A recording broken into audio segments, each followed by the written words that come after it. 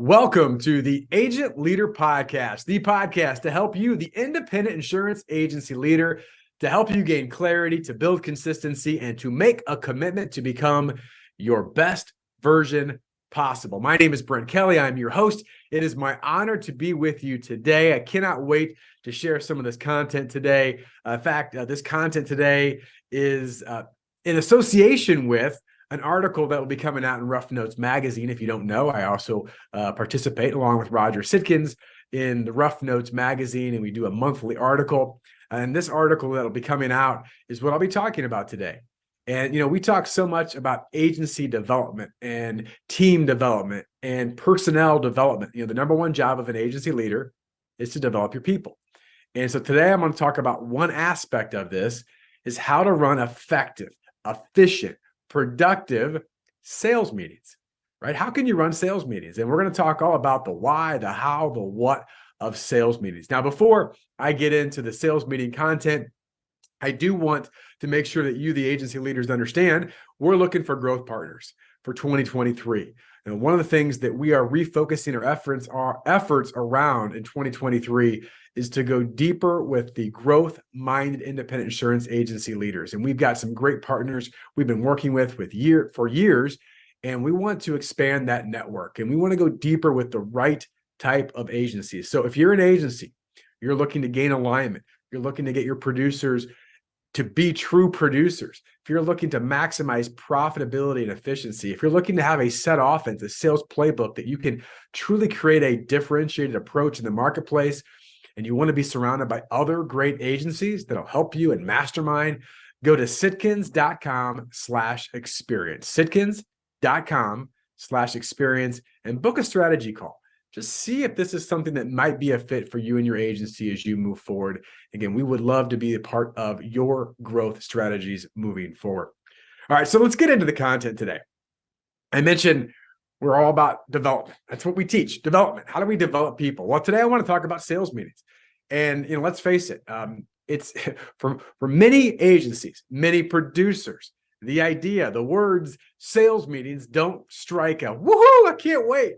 Right? It's, I got to go to the sales meeting. We've got to have these sales meetings. Or for maybe some of you listening to me, maybe you're not really having them or not having them regularly.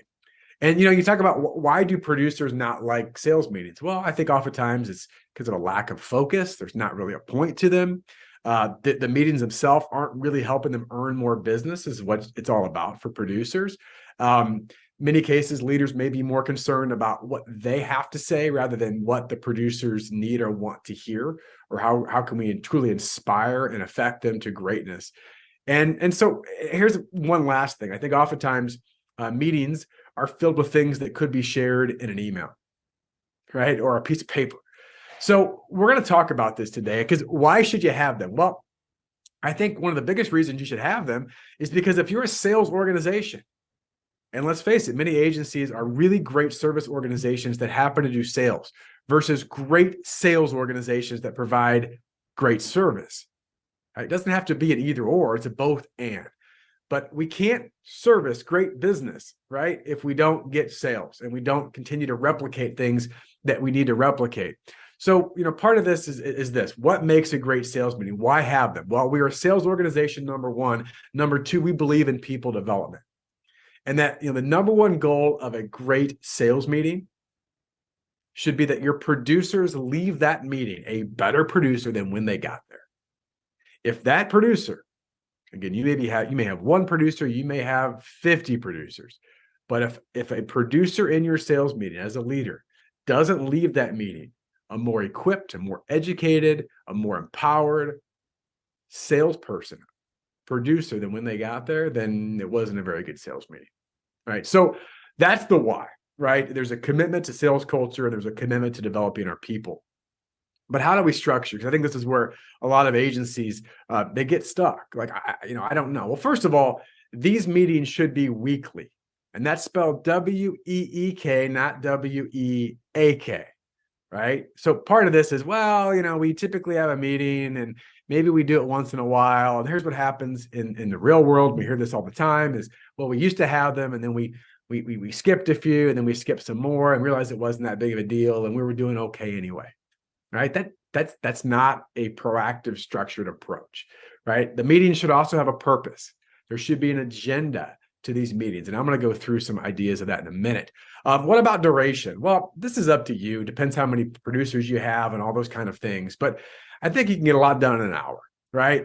I'd rather have a weekly productive 30-minute than none, but I think an hour is a good time. And then when do you have them? Well, everything that we talk about with our members at Sitkins is that Monday is the get ready to play day, right? I mean, think about this. And certainly if you're in benefits or you're in commercial P&C, your clients are typically having their meetings, getting their week started anyway on Monday.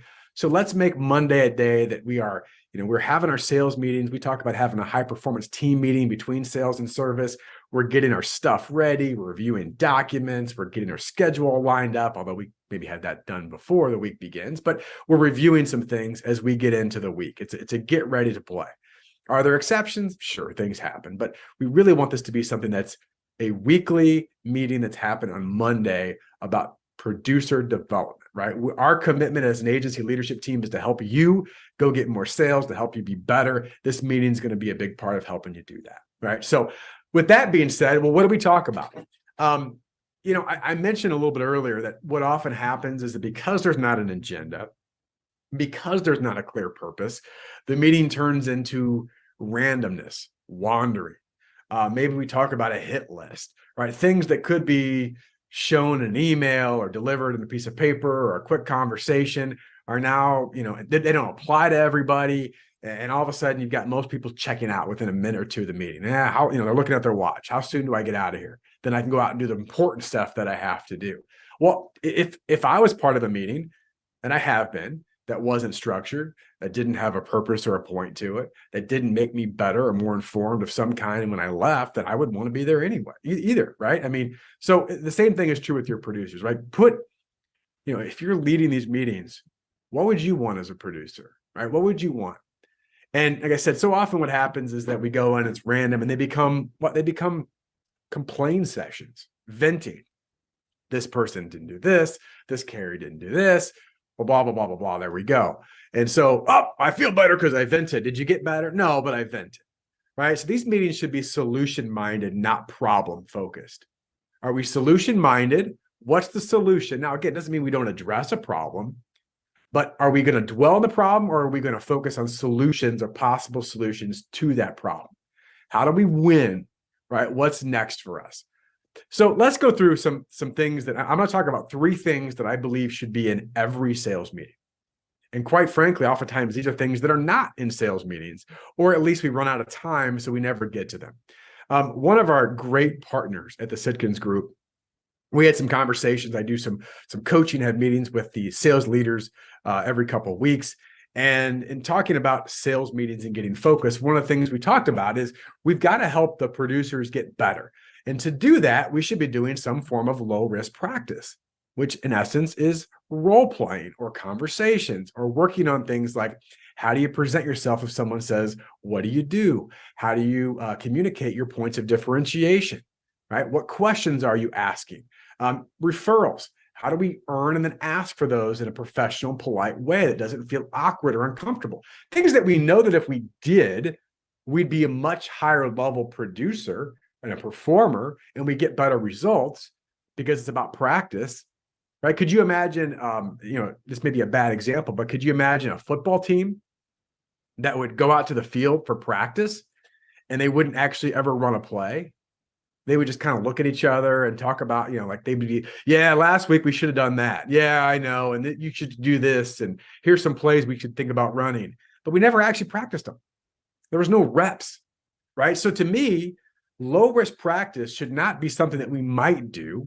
And this is what this agency did that we work with, is they began to implement low risk practice at the beginning of every meeting. They would take one particular thing and they would do some role play, or they would do some demonstrations around it and allow the producers to work on it to get better. And by the way, the first couple times they introduced this, the producers didn't like it. Shocking. Oh, but guess what happened? Oh my gosh, I got better at this. I didn't realize how deficient I was in this area. And low risk practice is exactly what it sounds like. Low risk. One thing that we always say in our production trainings that we do at Sitkins, is this: you're going to look stupid someplace. Where do you want it to be? Do you want it to be in front of a really good future ideal client or an important center of influence in your network? Or do you want it to be in front of another producer or leader who wants to help you get better? And the only thing that really gets hurt might be your ego or pride for a short moment. But again, the spirit of low risk practice is not to belittle people or make people feel stupid. It's to empower people to say, listen, here's a skill that we can get better at. Let's work on it. Just like running reps on a football field or a basketball court, or if you're a musician, can you imagine just looking at sheet music but never actually playing the instrument? Right? We've got to do some practice. I think so often it's just missed. It's, well, they're going to figure it out on their own. Well, okay. And by the way, can you practice on your own where you actually make yourself worse and not better? What if you practice the wrong habits versus the right habits, right? Just think about the power of what happens in that. So to me, the first thing is some form of low risk practice. Again, we walk through a number of scenarios with our clients on things to do, and we have a full agenda on this that they can customize. But think about this for you. Are you doing low risk practice? Number two, maybe some of you are doing this next one. This is a little more common, but a debrief of a success or two or a key loss or two.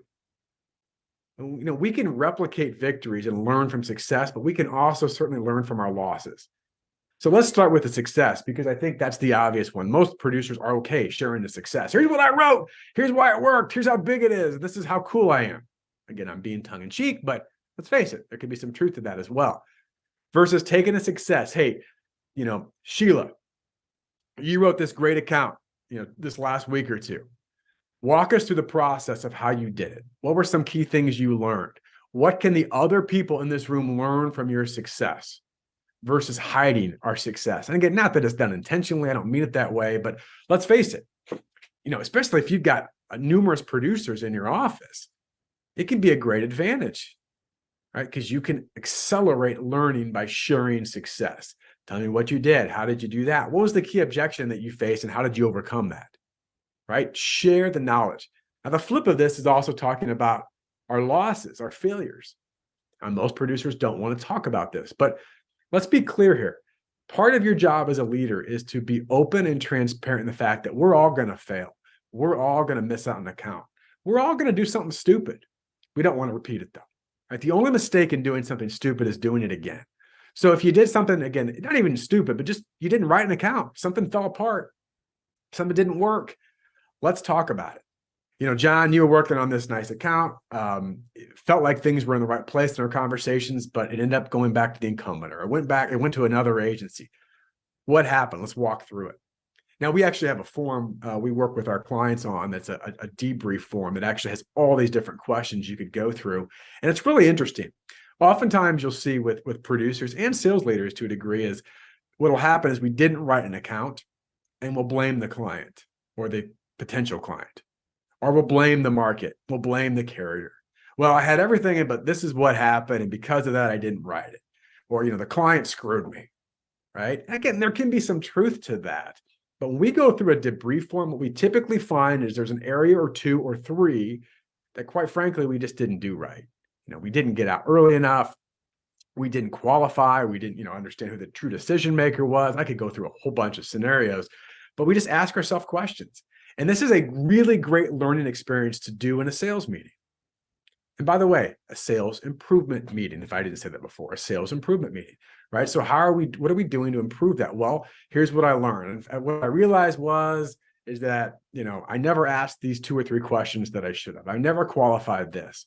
And that's probably where I got stuck. If I would have done that differently, I could have made a difference, which is really good because guess what it does? It reinforces to that producer of how to improve next time. And you have 3, 5, 10, 15, 20 other sets of eyeballs and ears that are going, oh, I don't want to do that either. Right. So just understand the fact that a big part of a sales meeting, again, you don't have to go through everybody, but pick an account or two to do that. Right. Pick an account. And by the way, the low risk practice, if you're not doing like the one-on-one role playing, to go back to that, I don't have enough time to do all that. You certainly can have hot seats, right? And meaning that we're going to have 2 or 3 of you demonstrate how to do this. You just don't know who it's going to be. Kind of like the pop quiz when you were a kid. Like, I don't know if it's going to happen today, but if it does, I need to be ready.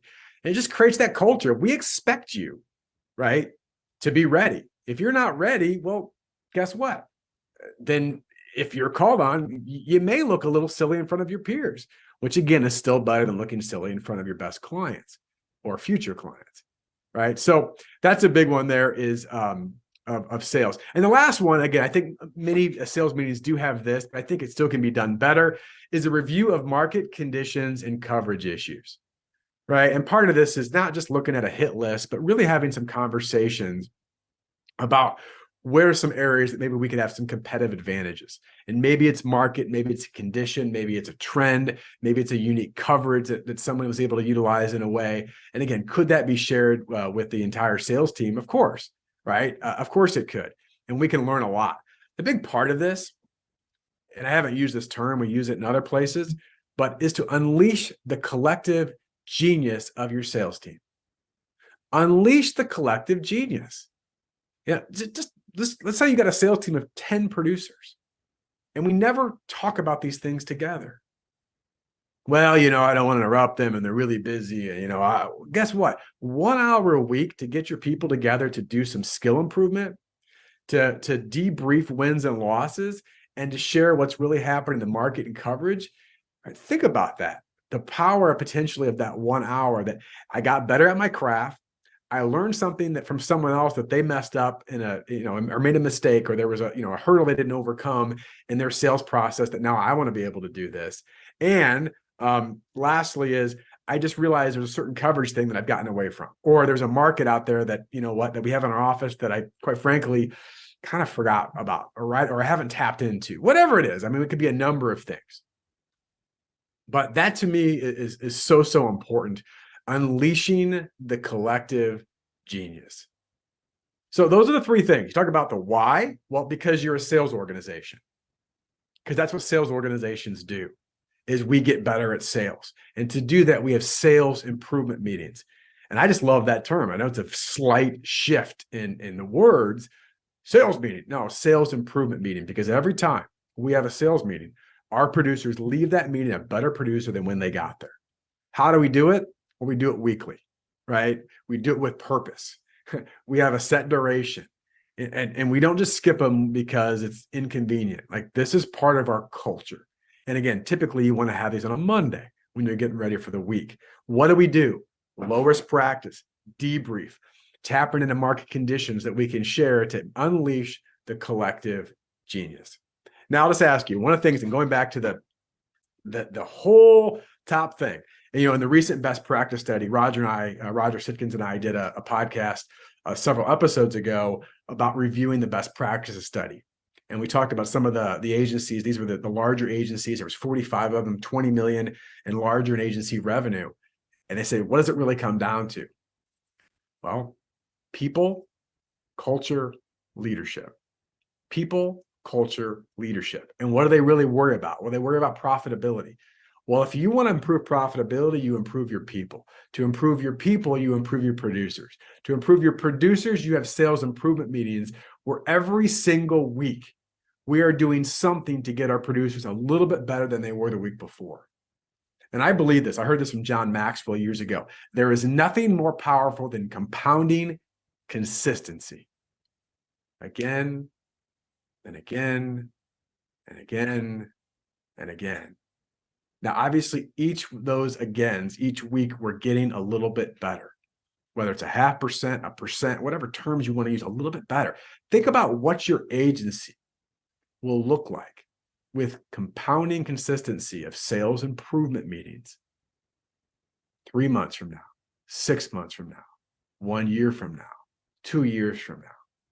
You look back and go, I don't even recognize the agency that we were because we continue to grow exponentially. Right? That's the power of compounding consistency. That's the power of having sales meetings, sales improvement meetings with purpose. As I said earlier, we are looking for growth-minded agencies that do truly want to be a growth agency, and they're looking for continual, never-ending improvement. We're looking for partners to work with. And again, we are not a fit for all agencies. Right? It's the agencies that truly are committed to that best version possible. If that's your agency, if you want to learn more, again, to have a strategy call to say, hey, would this even be a fit? Is there something there that this partnership could help? We would love to have a conversation with you as a starting point to see if you qualify for our private client group. Go to sitkins.com/experience. That's sitkins.com/experience. Hey, thanks for listening to this podcast, adding value to you, your life, your agency. Would love a rating and review. Share it with other agencies. Our commitment to you is to help agencies truly become that best version possible. Thanks so much for listening. I'll talk to you again next time on the Agent Leader Podcast. Take care.